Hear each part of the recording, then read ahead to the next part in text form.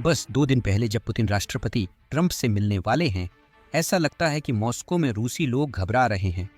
इस घबराहट की वजह सीधी थी। मॉस्को में बसों और ट्रेनों ने अचानक एक खतरनाक घोषणा करना शुरू कर दिया। घोषणा में कहा गया कि यूक्रेन एक परमाणु हथियार लॉन्च कर रहा है। सभी लोग तुरंत शेल्टर में चले जाएं। इसे आप खुद सुनिए और फिर हम इसकी पूरी जानकारी में जाएंगे। ध्यान दें, यूक्रेन। ध्यान दें। प्रेस सचिव सावर अनार्की स्क्वाड्स निर्णय ले रहे हैं। यूक्रेन हमें परमाणु बमबारी की धमकी दे रहा है। सभी लोग शरण स्थल की ओर जाएं। शरण स्थल में जाए। ध्यान दें। यूक्रेन हमें परमाणु बमबारी की धमकी दे रहा है। प्रेस सचिव ने फैसला किया। यह पता चला कि यह ड्राइवर का मजाक नहीं था, क्योंकि यह कई अलग अलग जगहों पर हो रहा था, बल्कि यह ट्रांसपोर्ट कंपनी क्रांसफुटली एलएलसी पर हैकर हमले का नतीजा था। कई बसें प्रभावित हुईं और मॉस्कोवाइट्स हैरान और घबराए हुए थे। देखिए, इस तरह की घटनाएं उस मुख्य मुद्दे को उजागर करती हैं जो पुतिन के लिए बहुत सिरदर्द बना हुआ है। युद्ध अब रूस के घर तक पहुंच रहा है, और सिर्फ इतना ही नहीं, युद्ध अब मॉस्को और सेंट पीटर्सबर्ग के अभिजात वर्ग तक भी पहुंच रहा है। तो इसका मुकाबला करने के लिए वो वही कर रहे हैं जो रूस हमेशा करता आया है, और ज्यादा सेंसरशिप। रूस में व्हाट्सएप और टेलीग्राम के जरिए कॉल्स पर प्रतिबंध लगाया जाएगा। ये रूसी मीडिया की रिपोर्ट है। उनका दावा है कि ये आतंकवाद से लड़ने के लिए किया जा रहा है। अब मैं सबको याद दिला दूं कि टेलीग्राम एक रूसी कंपनी है, लेकिन इसके संस्थापक को रूस छोड़ना पड़ा क्योंकि वे रूसी सरकार की अपने यूजर्स की पहचान बताने की मांग को मानना नहीं चाहते थे।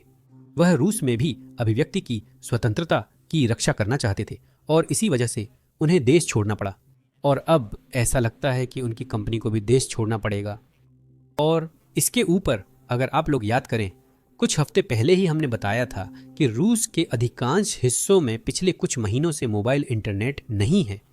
पुतिन बस नहीं चाहते कि जानकारी आज़ादी से फैले, और इसे रोकने का सबसे अच्छा तरीका है कि लोगों को ऑनलाइन आने से ही रोक दिया जाए। अब वह रूसी कब्जे वाले क्रीमिया में भी वही करने की कोशिश कर रहे हैं। रूस के पूरे यूरोपीय हिस्से में मोबाइल इंटरनेट बंद कर दिया गया है। विभिन्न अनुमानों के अनुसार रूस के 30 से 60% क्षेत्र में मोबाइल इंटरनेट बंद कर दिया गया है। यह निर्णय रोस्कोमनाडज़ोर ने सुरक्षा परिषद की सलाह पर लिया था। आप जानते हैं, मुझे लगता है कि यह तो बस शुरुआत है, क्योंकि यह साफ है कि अभिजात वर्ग को यह नया अनुभव वाकई पसंद आया है। वे सभी लोग चाहते हैं कि लोगों को इन सभी पश्चिमी प्रवृत्तियों से बचाया जाए जिनकी हमें जरूरत नहीं है। उन्हें ज्यादा टेलीविजन देखने दें। रूसी प्रचारक उन्हें बताएंगे कि उन्हें कैसे जीना चाहिए, और चर्च सब कुछ चमका देगा। इस बीच देखिए, पहले वे इसे सप्ताहांत के लिए बंद कर देंगे, फिर छुट्टियों के लिए, फिर स्कूल की छुट्टियों के लिए, और फिर वे इसे केवल जरूरी और महत्वपूर्ण लोगों के लिए छोड़ देंगे। जहां तक हमारा सवाल है, हमें मौजूदा रास्ते की गलतियों पर चर्चा क्यों करनी चाहिए? हमें इन सभी हानिकारक परिणामों को क्यों साझा करना चाहिए? इससे लोग भ्रष्ट हो जाते हैं। यह उनके दिमाग में सिस्टम के लिए बहुत खतरनाक विचार डाल देता है।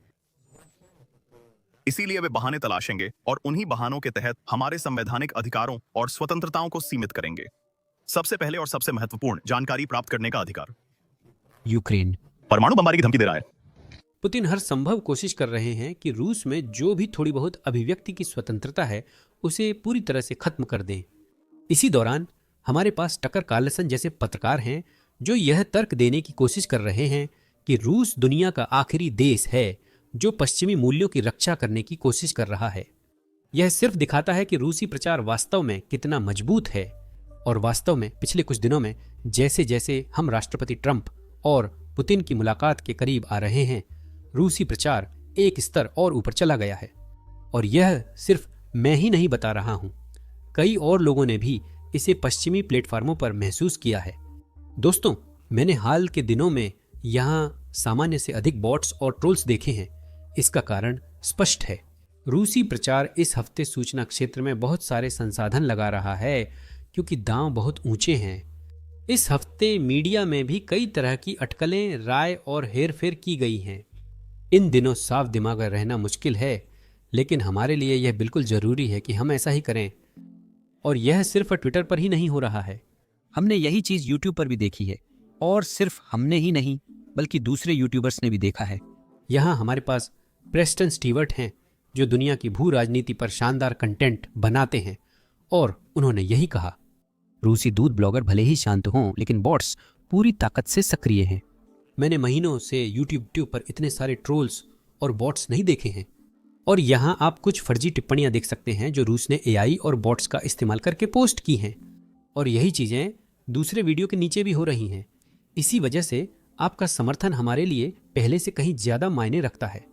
अगर आप बस 1 सेकंड निकालकर नीचे दिए गए लाइक और सब्सक्राइब बटन को दबा दें तो इससे आपका कुछ नहीं जाएगा, लेकिन यह एल्गोरिदम में हमारी बहुत मदद करता है। अब चलिए आगे बढ़ते हैं आज सुबह राष्ट्रपति ट्रंप द्वारा की गई सबसे हालिया प्रेस कॉन्फ्रेंस की ओर, जिसमें उन्होंने पुतिन के साथ अपनी आगामी बैठक के बारे में काफ़ी बातें की। तो मैं आपको उस प्रेस कॉन्फ्रेंस के कुछ क्लिप्स दिखाना चाहता हूं। उससे पहले राष्ट्रपति ट्रंप ने यह ट्वीट किया, मेरी पुतिन के साथ बैठक पर बहुत ही अनुचित मीडिया काम कर रही है। बार बार निकाले गए हारे हुए और वाकई बेवकूफ़ लोगों जैसे जॉन बोल्टन का हवाला दे रहे हैं, जिन्होंने अब भी कहा कि भले ही बैठक अमेरिकी ज़मीन पर हो रही है, पुतिन पहले ही जीत चुके हैं। ये सब क्या है? हम हर चीज़ में जीत रहे हैं।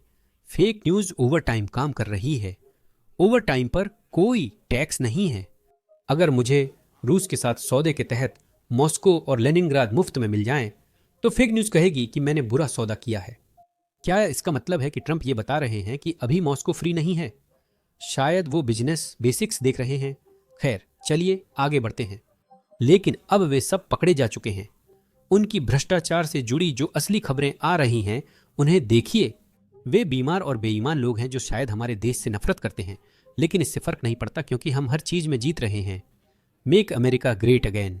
अब मैं आप लोगों पर छोड़ता हूं कि आप तय करें कि ट्रंप हर चीज में जीत रहे हैं या नहीं, लेकिन मैं सच में उम्मीद करता हूं कि हम इस शांति सम्मेलन में आगे निकलें, जो कि जाहिर तौर पर अलास्का के एंकोरेज में एक अमेरिकी सैन्य अड्डे पर हो रहा है।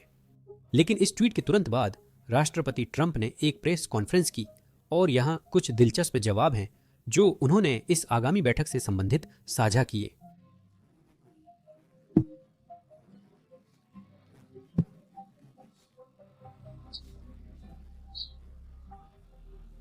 देखिए, मैं आपको बताता हूं, मैंने उनसे वह बातचीत की है। मैंने उनसे बहुत अच्छी अच्छी बातचीतें की हैं।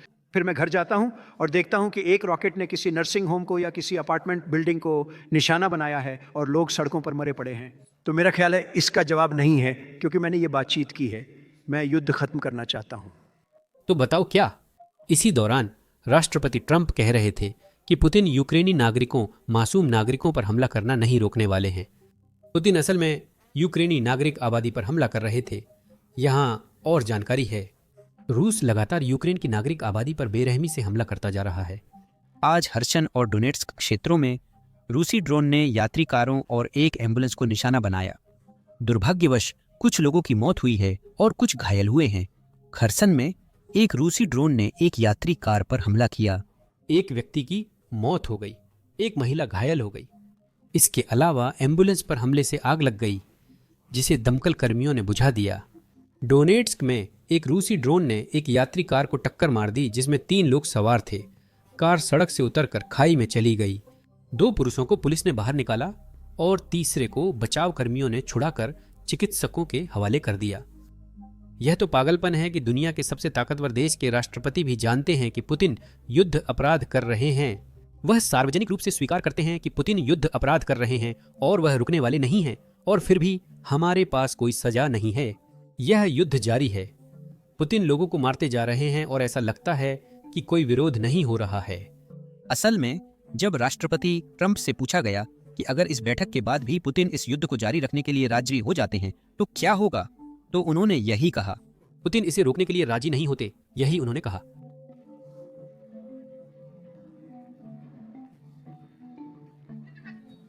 इसके परिणाम होंगे, टैरिफ्स लगाए जाएंगे। मुझे कहने की जरूरत नहीं है, बहुत गंभीर परिणाम होंगे। हाँ, अब उम्मीद है कि इस बार हमें सच में कुछ नतीजे देखने को मिलेंगे। रूस पर असली दबाव पड़ेगा, न कि सिर्फ तारीखें और डेडलाइन निकलती रहें और पुतिन सिर्फ देरी करते रहें और हम उन देरी को स्वीकार करते रहें। समय ही बताएगा। लेकिन अगला सवाल राष्ट्रपति ट्रंप से यह पूछा गया कि अगर बैठक के बाद सब कुछ योजना के अनुसार होता है तो क्या होगा, और यही उनकी योजना है।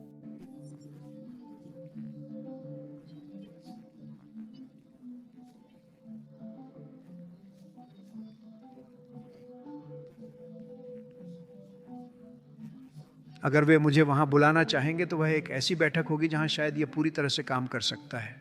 लेकिन पहली बैठक में यह तय नहीं होगा। सबसे पहले कुछ बेहतरीन चीज़ें हासिल की जा सकती हैं। ये एक बहुत ही महत्वपूर्ण बैठक होने वाली है। लेकिन ये दूसरी बैठक के लिए माहौल बना रहा है। मुझे लगता है कि दूसरी बैठक, अगर दूसरी बैठक होती है, अब हो सकता है कि दूसरी बैठक ना हो, क्योंकि अगर मुझे लगे कि ये उपयुक्त नहीं है क्योंकि मुझे वे जवाब नहीं मिले जो हमें चाहिए, तो फिर हमारी दूसरी बैठक नहीं होगी। अब ट्रंप से एक और दिलचस्प सवाल पूछा गया था, जो हाल ही में रूस द्वारा संयुक्त राज्य अमेरिका की संघीय अदालत फाइलिंग प्रणाली में हैकिंग से जुड़ा था। लेकिन इससे पहले कि हम उस जवाब में जाएं, मैं आपको थोड़ा सा पृष्ठभूमि देना चाहता हूं कि यह हैकिंग कितनी व्यापक थी। हाल ही में अदालत प्रणाली के प्रशासकों ने न्याय विभाग के अधिकारियों, क्लर्कों और संघीय अदालतों के मुख्य न्यायाधीशों को सूचित किया कि लगातार और अत्याधुनिक साइबर खतरे के कारकों ने हाल ही में सील किए गए रिकॉर्ड्स को समझौता कर लिया है। जांचकर्ताओं के अनुसार सबूत दिखाते हैं कि रूस हाल ही में संघीय अदालत दस्तावेजों का प्रबंधन करने वाले कंप्यूटर सिस्टम की हैकिंग के लिए कम से कम आंशिक रूप से जिम्मेदार है। कम से कम 8 जिला अदालतों में विदेशी संबंधों से जुड़ी आपराधिक गतिविधियों से संबंधित दस्तावेजों को शुरू में निशाना बनाए जाने का संदेह था। पिछले महीने देश भर के जिला अदालतों के मुख्य न्यायाधीशों को चुपचाप चेतावनी दी गई थी कि वे ऐसे मामलों को सामान्य दस्तावेज प्रबंधन प्रणाली से हटा दें। उन्हें शुरू में अपने जिले के अन्य न्यायाधीशों से इस मामले पर चर्चा न करने के लिए कहा गया था। अब साफ है कि यह मामला गंभीर था। हमारे पास यह सारी जानकारी नहीं है कि किसे निशाना बनाया गया, क्या चुराया गया और वे ऐसा क्यों कर रहे थे। लेकिन हमें पता है कि इस हैक में कई रूसी और पूर्वी यूरोपीय मामलों का संबंध था और इसी वजह से कई लोग मानते हैं कि रूस इसमें शामिल था। इसका मतलब यह नहीं है कि इसमें सिर्फ रूस ही शामिल था। कई जांचकर्ता मानते हैं कि शायद इसमें अन्य देश भी शामिल थे। उम्मीद है कि भविष्य में हमें इस हैक के बारे में और जानकारी मिलेगी, लेकिन यहाँ राष्ट्रपति ट्रंप इससे संबंधित एक सवाल का जवाब दे रहे हैं।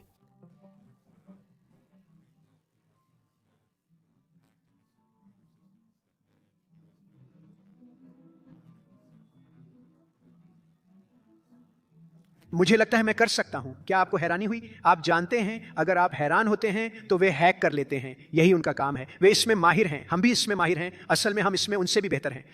लेकिन नहीं, मैंने इसके बारे में सुना है। अब देखते हैं कि क्या यह कुछ ऐसा है जिस पर ट्रंप और पुतिन शुक्रवार को मिलने पर चर्चा करते हैं।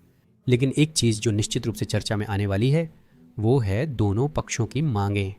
जेलेंस्की और यूरोपीय संघ के नेताओं ने आज ट्रंप के साथ फोन कॉल के जरिए एक बैठक की और उन्होंने युद्ध विराम या दीर्घकालिक शांति के लिए अपनी मांगें स्पष्ट कर दी हैं। और ये हैं उनकी सटीक मांगें। युद्ध विराम से पहले किसी भी जमीन पर बातचीत नहीं होगी। दूसरी मांग, रूस के लिए किसी भी तरह की पाबंदियों में राहत नहीं दी जाएगी। तीसरी मांग, रूस को युद्ध में हुए नुकसान की भरपाई करनी होगी, जो लगभग $1 ट्रिलियन है। चौथी मांग, यूक्रेन को यूरोपीय संघ या नाटो में शामिल किया जाए। दरअसल ये मांग इससे जुड़ी हुई है। यूक्रेन की इस क्षमता से जुड़ी है कि रूस को भविष्य में किसी भी संभावित सदस्यता पर वीटो करने का अधिकार न हो। और अंत में रूस सभी युद्धबंदियों और अपहृत बच्चों को वापस लौटाए। फिर से सबको याद दिला दूं, पुतिन एक अंतर्राष्ट्रीय स्तर पर दोषी अपराधी हैं, वांछित अपराधी हैं, क्योंकि वे यूक्रेनी बच्चों का अपहरण कर रहे हैं और उन्हें रूस में बेच रहे हैं। रूस में एक वेबसाइट है जहां आप बस जाकर यूक्रेनी बच्चों को खरीद सकते हैं। आप देख सकते हैं कि पुतिन की युद्ध मशीन द्वारा अगवा किए गए बच्चों के लिए यह कितना असुरक्षित है। खैर, इन सभी मांगों के बारे में और विवरण यहाँ हैं। कीव की पहली मांग है कि किसी भी जमीन पर चर्चा से पहले एक स्थायी युद्ध विराम हो। जेलेंस्की कहते हैं कि डोनाबास छोड़ना मुख्य रक्षा तंत्र को कमजोर कर देगा और रूस के लिए जापोरिजिया, डिनिप्रो और खार्किव का रास्ता खोल देगा। लिथुआनियाई विदेश मंत्री ने नाटो के वास्तविक नियंत्रण के विचार को विश्वासघात बताया है। मांग नंबर 2, यूक्रेन $500 अरब की क्षतिपूर्ति चाहता है, जिसमें बेल्जियम में जमे हुए रूसी संपत्तियों के $200 अरब को दबाव के रूप में इस्तेमाल किया जा रहा है। मर्च, जर्मन चांसलर, इस फ्रीज का समर्थन करते हैं जब तक कि मॉस्को भुगतान नहीं करता।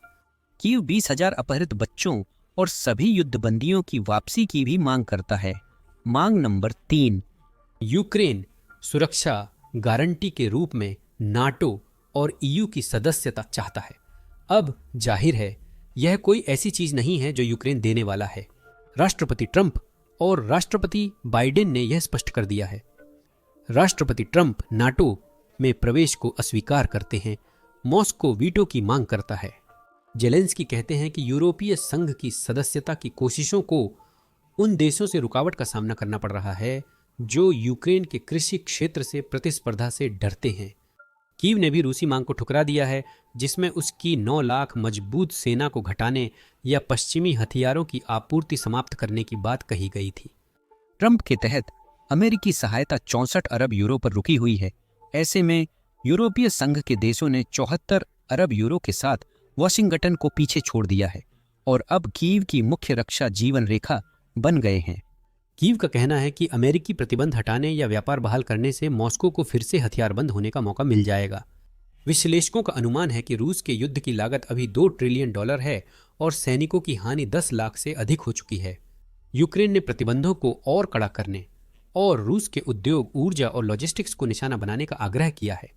अब ये यूक्रेन की मांगें हैं और रिपोर्टिंग के अनुसार राष्ट्रपति ट्रंप इन सब बातों के साथ, या कम से कम ज्यादातर बातों के साथ, काफी सहमत थे। लेकिन अब आइए इस बैठक में पुतिन की मांगों पर ध्यान केंद्रित करें ताकि हम देख सकें कि दोनों पक्ष क्या चाहते हैं या दोनों पक्ष वास्तव में क्या चाहते हैं, और फिर हम देखेंगे कि बैठक के बाद क्या होता है। पुतिन की मांगों की घोषणा क्रेमलिन के एक सलाहकार ने की थी। पुतिन क्या प्रस्ताव रखते हैं? डोनबास से यूक्रेन की सशस्त्र सेनाओं की वापसी। यूक्रेन ऐसा नहीं करने वाला है। सुन्नी, डनीप्रो, खार्किव क्षेत्रों से रूसी सशस्त्र सेनाओं की वापसी, जबकि डोनबास को छोड़कर अन्य दिशाओं में मोर्चा बनाए रखना। यूक्रेन की यह प्रतिबद्धता कि वह नाटो में शामिल नहीं होगा। यूक्रेन का निरस्त्रीकरण और संघीय संरचना की ओर संवैधानिक सुधार। अंत में रूस चाहता है कि वह संयुक्त राज्य अमेरिका के साथ यूक्रेन और यूरोपीय संघ की भागीदारी के बिना एक द्विपक्षीय समझौता करे।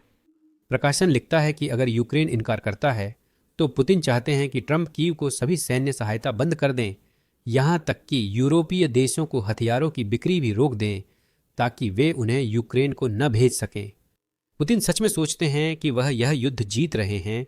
3 दिन की विशेष सैन्य कार्रवाई जो 3.5 साल बाद भी जारी है। आइए देखें बैठक कैसी रहती है। नीचे दिए गए सब्सक्राइब बटन को जरूर दबाएं, क्योंकि जब यह होगा हम लाइव स्ट्रीम करेंगे और साथ साथ अपडेट भी देंगे।